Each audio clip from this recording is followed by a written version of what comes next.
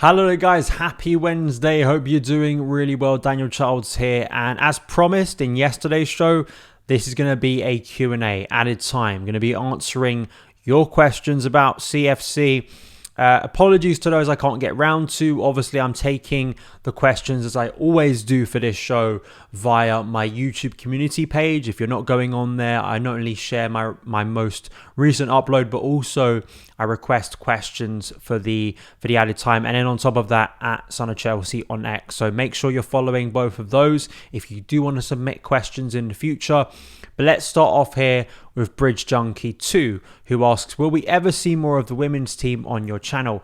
Firstly, I will say watch this space. I do have genuine plans to bring content specific around Chelsea women in the future. That has kind of been in the works for some time. I think on a more general point, the reason I've been a little bit hesitant to bring it to the channel and bring it to the show is mainly just wanting to give it the dedication and quality that is comparable to what I do on the men's side. And of course, it does take a lot of research. It does take a lot of time. And I do have other commitments. I think the big thing for me is bringing new people potentially onto SonOfChelsea. So that could be another avenue for it. But especially in the upcoming years, trust me, there will be content around that team, no doubt. WRM asks, if we win all our remaining games, do you think we charge for top four next season with Poch? I think there is a possibility, absolutely. I think the key is this summer being stable for Chelsea, because what I don't want to see is another chaotic summer where we make a real mess of it, as we are tempted to do, it feels like, for Chelsea Football Club. You know, we sell the wrong players, we buy the wrong players, and maybe we sack Pochettino, and then we're left in a position where it takes another year to get back to. So I do think the key ingredient within that is getting players back fit. I think it's even more than signings. I think if you can get the likes of Reece James, Ben Chilwell, Wesley Fofana, Levi Colwell, Romeo Lavia, God, the list goes on. Conor Gallagher, Christopher Nkunku, of course, has returned from injury now, but is fit for more of the season. And you integrate maybe players back from loan. I think there is the potential of something clicking. I really hope so, because it seems like the players enjoy working with Pochettino. I think performances in recent weeks obviously have been a lot more improved from a Chelsea perspective, and it's just about making sure that goes to another level next year, because Chelsea financially need European football, not just European football, but Champions League football, given the amount we have spent under this ownership. Ollie asks, do you think the owners will react to the consumers buying the banner for Conor, or do you think they probably weren't even watching? Secondly, we have a lot of midfielders. What's your all fit first choice free, assuming 4-3-3? I mean, I think it's unfair and harsh to call the supporters who paid for that banner for Conor consumers. I think I don't know if you meant that or maybe made it my mistake. I don't really think that's a fair characterization, given the great work that We Are The Shed do. I would like to think they'd be watching. I would like to think they would take that into account and see why there has been such a vocal opposition to the potential sale of Conor Gallagher, because he's a player that means a lot, and it was kind of, very much represented by his performances, obviously against Aston Villa, scored the equaliser there. I think played a big role against, obviously, Spurs, where he set up the first goal for Trevor Chalobah, and scored, obviously, an amazing volley against West Ham. So the proof is there that Conor Gallagher means a lot to this club, and not just in terms of sentiment because he's an academy player, but also what he means to Mauricio Pochettino, I think, from a tactical point of view. So I'd hope so.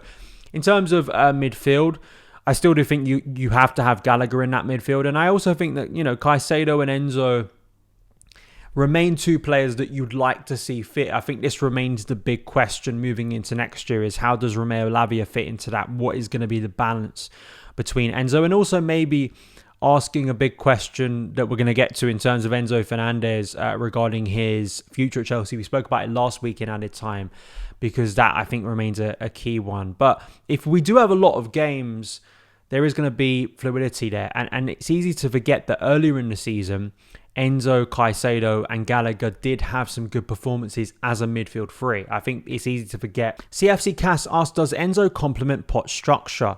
As gifted as he is, we're in our best period since his absence. Yeah, so I was asked about this last week, and since last week, we've obviously beaten Spurs, we absolutely destroyed West Ham, and the team looks so fluid, so connected, so cohesive. Levels of performance that have been rare to see from this current Chelsea team. And I think a lot of people have jumped to the conclusion that Enzo Fernandez is the main problem.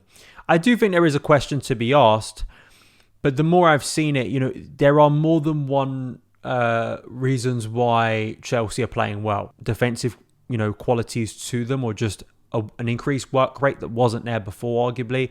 Maduake's defensive work has, I think, gotten better.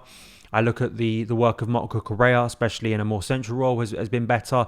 Benoit Badiashile has looked a lot more competent than he did, say, against Arsenal in other games recently. It goes on and on. Trevor Chalobah, I think, has made a huge difference to the team in recent weeks as well. So it's not just one thing. And I think it is fair to say that Enzo Fernandez has been working with an injury for a lot of this season. Right at the start of the year, where he wasn't injured, he looked like a different player. And even with that injury, we've seen glimpses of the player that Chelsea invested in. And I don't think it's out of the question that Enzo, under Pochettino, in this system, couldn't have a key role. I think it's too flippant. And I think it's a very easy, nice headline-grabbing thing to say Enzo Fernandez is the problem. Enzo Fernandez is the player that needs to be ditched because Chelsea are suddenly playing well. And also, I look at Enzo as a talent and I say it's about a balance with him. It's that defensive fragility he has within his game. Can we nullify some of that? Because then on the ball, I think he can make a real difference. And I don't see the current midfielders like that's the be-all and end-all of Chelsea's midfield now moving forward, just because we've seen it work in a couple of games. Morago Blue, Osgood9, definitely worth a follow. Gusto is a beasto TM. Reece Noni down the right-hand side. Obviously, Noni's role as kind of this wing-back has been really interesting to see, because Chelsea are basically, especially in possession, are playing a back three. Trev kind of moves to more of a right-back position when we are out of possession, and Cucurella obviously moves back to his more usual left-back position. But there is a lot of interesting combinations down that right. I think Reece, unfortunately, remains, of course, a what-if player. What if he remains fit? And I also think, Noni Maduake does have talent, does have the ability. I think from a defensive point of view, he's had to improve. Maybe a consistency point of view, he still is a very young player. So it's nice that you do now look at those options and go, well, that could be exciting. How do those players work with each other? And hopefully with some form of European football, it gives you an increased calendar, which I actually think is a good thing, because then it gives the opportunity for more minutes across the squad and then gives you a chance to work with them. Of course, it requires those players being fit, but it's nice that Noni can be put in that bracket now rather than looking at him as a question mark. Has definitely improved, and he's made a massive difference in our wins in recent weeks, and it seems like that tweak in system has absolutely helped him. And finally, Asman asks here, with Cuckoo inverting and the right back making a back three in possession, we seem to have found a great balance. On the basis of that, does Gusto get back into the team? I think Gusto does get back into the team. I think it's very easy to forget the consistency of Malo Gasto across the season. I mean, before he got the injury, a lot of us saw him as one of the most consistent performers, and I don't think that is lost in my mind just because recent performances have suddenly been good. I don't think I look at these things as a negative. I look at what the potential is of bringing Malo Gasto back into this well-performing team. It looks like it's the same with Reece James. It's the same with Enzo Fernandez. It's the same with any of the players we speak about who've been on the injured list. Levi Colwell, a left centre-back, right, where maybe he's more accustomed to perform there, and the links and combinations he could have. I don't think we should instinctively look at it as, how does this player get back into the team?